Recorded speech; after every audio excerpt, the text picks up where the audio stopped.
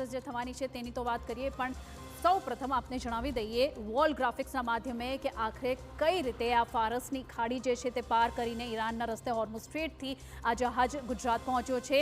સૌપ્રથમ આપણે વાત કરીએ 13 માર્ચની, તો 13 માર્ચથી જે છે કઈ રીતે આ શિવાલિક જહાજ છે ત્યાંથી પહોંચ્યું છે। 15 માર્ચે ભારત પહોંચ્યું છે શિવાલિક 13 શિવાલિક જહાજ ફારસની ખાડીમાં ઉપસ્થિત હતું અને ત્યારબાદ આ જે તમામ જે તમે પેસેજ જુઓ છો આ હોર્મુઝ સ્ટ્રેટ છે।